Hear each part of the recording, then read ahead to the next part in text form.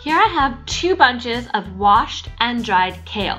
Start with using a pair of scissors and just cutting the leaves right down the spine of the kale. You don't want to keep the spine for your kale chips. And usually the little bits, the small little leaves, I'll keep off to the side so I can eat them in a salad later because they're too small for your kale chips. So keep cutting all of the kale down the spine. Now that you've separated the leaves from the spine, break them into pieces, not too small. I like to keep them pretty large because after baking them, they shrink quite a bit. Now grab some olive oil, sprinkle it all around, and massage the crap out of those kale leaves just to break down all the fibers to make it a lot more tender. Now for the best part, the sauce. Add some soy sauce to a bowl, then add some olive oil, and here I have some garlic powder. One thing I forgot to add to this was lemon juice. The key to this sauce is nutritional yeast, not to be confused with brewer's yeast. It has a really nice nutty and cheesy flavor without the dairy. From here, start to stir it around, and if it gets a little too thick, you can add more oil or maybe add a little bit of water. So the consistency I have here is quite thin. You can make it as thick as you want. Line your pans with foil and grab a pair of tongs so that you can mix your kale and your sauce all around. So we're going to pour the sauce all over the kale and just mix, really mix it. And again, it's your choice. You can coat the kale as much as you want to with the sauce or as little as you want. Our lovely kale is now ready to go into the oven.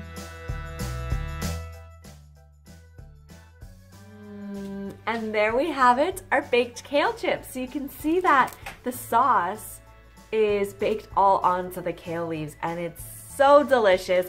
Great way of getting your greens in, especially if you hate eating kale.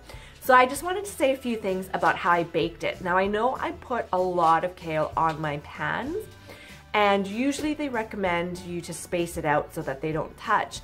But what I found is if I can shake it around every 10 minutes, it's okay, because when they start to cook, when they start to dry and dehydrate, they shrink a lot. So even though my pan was filled with kale, by the end of it, it's only half full. So I found that it's okay to layer, uh-oh.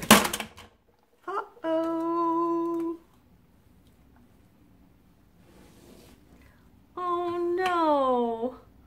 I just completely broke my picture frame. It's like shattered all the way. Ow, and my foot.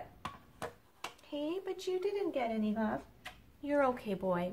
All right, so where was I? Baking.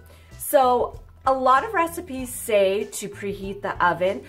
Some recipes say preheat it to 300 degrees and bake the kale chips only for about 5 to 10 minutes. I find that when I use that method, I burn them every single time. And then there's other recipes that say preheat to about 130 to 150 degrees and keep it in there for about an hour.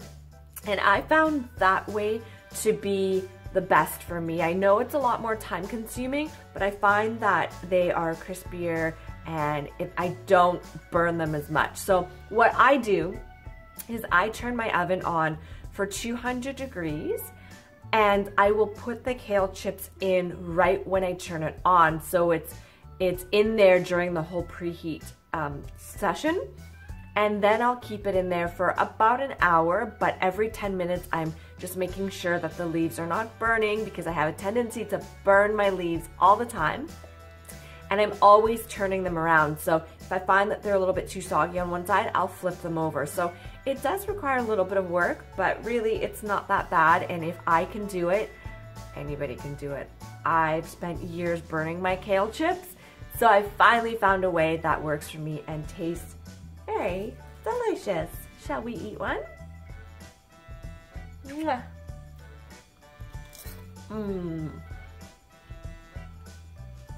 Happy kale making. Let me know how it works for you.